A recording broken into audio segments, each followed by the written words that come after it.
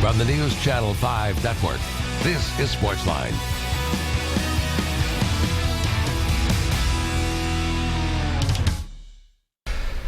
Well, hello everybody. Welcome to SportsLine. John Burton with you on this Wednesday night here in the Music City. Happy New Year. Hope everybody had a great Christmas and holiday season as well as the new year. Our first Wednesday extravaganza of 2017. Glad you are with us. You should know the number to call. It's 615-737-7767. We're going to get into a lot of Titans talk today, and I want to know from you, Titans fans, what should be the number one priority for the Titans this offseason in terms of personnel, in terms of what they need to do to get over the hump? Obviously coming off a very good season, 9-7, a winning record, same record as a team that won the AFC South Division, the Houston Texans. Obviously the Texans get to go to the playoffs and win the division based on a better divisional record, so that might be priority number one for the two-tone blue, get better winning divisional games. But you look at some of the games that they won this year, beating the likes of Denver, being the likes of Green Bay, winning at Kansas City in the freezing cold, a game that I covered. I would say the arrow was pointing up. Obviously, they've got some work to do this offseason to make their roster even better, but you would have to think that the Titans will be among the favorites next year to win the AFC South and get to the playoffs. Obviously, haven't been to the playoffs since 2008. Came up a little short this year. So 737-7767 is the number to call. Also, you can hit me up on Twitter at NC5_John Burton. I will read your tweets on the air, so hit me up on the Twitter at NC5_John Burton. Your number one Titans priority for 2017. So we're going to hear from a lot of the players. Head coach Mike Mularkey, as they had their exit interviews just a couple of days ago over at St. Thomas Sports Park, so we will get to that shortly. But tonight, I want to start with some hockey. Quite a scene last night at Bridgestone Arena.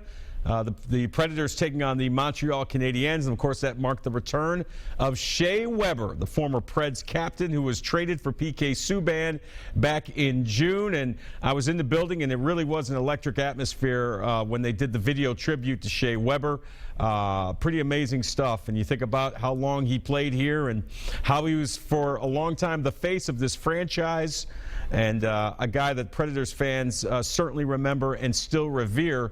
I remember walking into the Bridgestone Arena last night, seeing a lot of blue and gold number 6 Weber jerseys, as well as some red Montreal Canadiens Weber jerseys as well.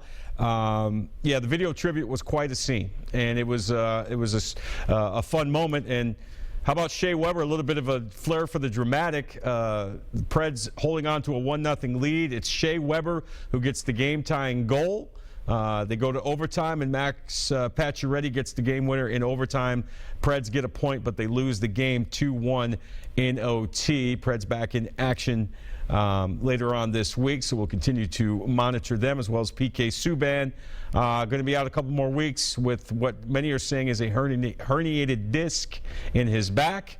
We may hear from PK Subban later on in the show, time permitting, of course. But quite a scene as the former captain of the Nashville Predators made his triumphant return back to Smashville. Here is Shea Weber after last night's win over his old team. Shea, you said this morning you wanted to focus on the game, but the Predators did a nice video for you. You got a nice ovation from those fans. What was that like for you? It was pretty special. Obviously, meant a lot. It was, like I said, it was special, but after that it felt like could just focus on hockey and playing the game, and thought we played a really good game tonight. How good did it feel to score a goal against them? It feels good to win, so whether it was scoring a goal, blocking a shot, it just happened to be tonight scoring a goal, so it was big, and then obviously Patch got the big one in overtime. Shea, would this qualify that you have a better idea of what the emotions would be like after going through it? So what yeah, it was. Yeah, I didn't want to look at the video, to be honest with you. I was a little bit afraid of what might get emotional. So obviously, like I said, it meant a lot. It was really special, and it was special to be back in this building where I spent a lot of years, and even better that we got the win. Did you say that? Like I said, I try to block it out. Try and I don't know. I'm not good with dealing with my emotions, so I just try to hold them all in. Did you comfortable? 2 days, people have been talking about you and stories being written, and both former team and current team talking about. How comfortable or uncomfortable are you in this kind of situation?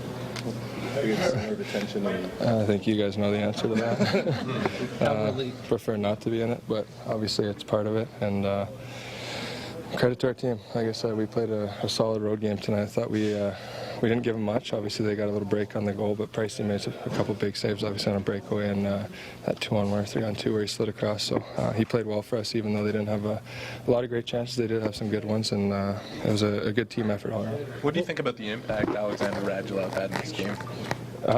Obviously, two great plays to set up 2 goals. So you guys have seen a little bit of what he can do to start the year. He's you saw how much he was handling the puck tonight. Guys seemed like they couldn't get it off of him, and he made some good plays, and obviously they ended up in goals. Shea, how strange was it just to see Roman Josi, some of the other guys on the ice? They're not your teammates anymore. Yeah, obviously they're still friends. Like I said earlier, we went to dinner last night, and friendship's still going to be there. We still keep in contact, but today was game day and all business, and yeah, it was a fun game. Obviously, when you win it, it's always fun. When you're not watching the video, but you're obviously hearing what's being said, like what was it? Because it looked like you were making a concerted effort not to look up. So I just want to maintain your Yeah, that's what I said. I tried not to look because But you were still I was worried. It's hard to hear, to be honest with you. You can't really hear it with I don't know. It was like that before too. It's tough to hear the speakers from the bench. You can't really always hear what's being said when the jumbotron's playing. So maybe that was a good thing. Are you relieved that this is behind you now, Shea? Yeah. I mean, it was. I was just trying to focus on it like another game. Obviously, it was built up a little bit more, but now we can move past it. And another big test for us tomorrow with the Dallas Stars. Shea, are you going to watch the video because it was posted on the internet by NHL.com and other sources? So will you watch it just to get a chance to get better? Yeah, probably eventually. I'll get some downtime and take a look at it. Obviously, they put some time and effort into it, and it's special. So sure, I'll have it in the vault somewhere and be able to watch it. It seems that your teammate's career was on a mission, probably for you tonight. Yeah, he was good. Like I said, they didn't have a whole lot of chances, but the chances they had were good. They had a breakaway, a couple looks in tight that he made some really big saves for us. So as usual, just another ho-hum game for him. Just solid back there. Okay, where does this rank among the maybe the most emotional games you've had to play in the NHL? Yeah, it's. I mean, it's probably up there. There's. As far as there's different emotional games, this is definitely one of them. It was obviously started yesterday with getting here and going to the hotel and seeing old friends and stuff. But I was glad we got it done. Did you feel bad to get all the cheers and Radulov getting booed every time? No, it seemed to make them better tonight. So you guys, fans might want to boo them at home. Again, quite a scene last night at Bridgestone Arena. All the cheers for Shea Weber and, of course, all the boos for Alexander Radulov, the former Predator player who had his share of off-the-ice troubles when he was here. So Shea Weber, his team gets the win. He gets the game-tying goal, and he goes away a winner in his first game back to Nashville and Bridgestone Arena since getting traded to Montreal for PK Subban.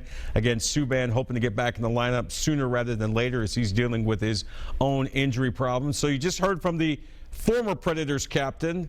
Let's hear from the current Preds captain. Here's Mike Fisher after last night's game. What are the feelings like after a tough game here in overtime? Yeah, frustrating, to not get that one in overtime, and I guess we didn't have our best tonight, and it was one of those games that was important. You want to get, and just weren't at our best tonight. Overtime, just a bugaboo. I mean, you hate that thing. Yeah, it hasn't gone our way, but we gotta find a way. We had our we had a good chance late, and just went back the other way, and they got one, but. We got to keep trying to get better that way and just have a better all-around game, I think, especially against a good team like that. Nice to see Shea Weber again, but not nice to see him score, I bet. Yeah, no, there's no question. Try to keep him off the board as much as possible, but it was one of those games, a big goal for them, and got them back into it. So.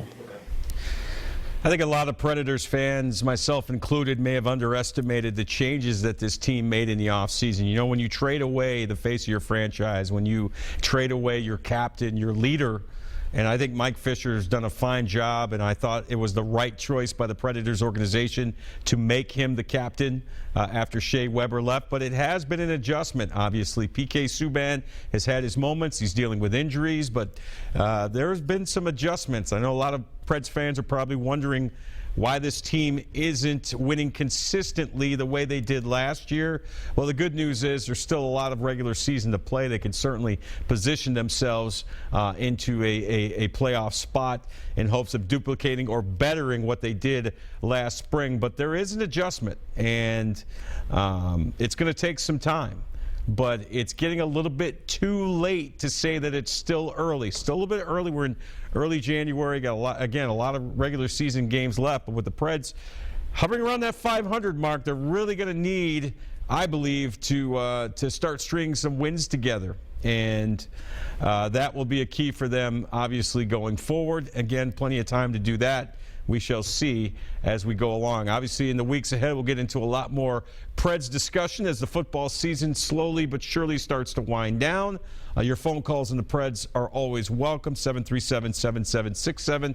Also, again, hit me up on Twitter at NC5_John Burton. I will read your tweets on the air, your thoughts on the Preds. But when we come back, we're going to get more into the Titans talk. I want to know your number one priority for the two-tone blue going into the 2017 offseason. What do you want to see from the Titans when they get together for fall camp next year?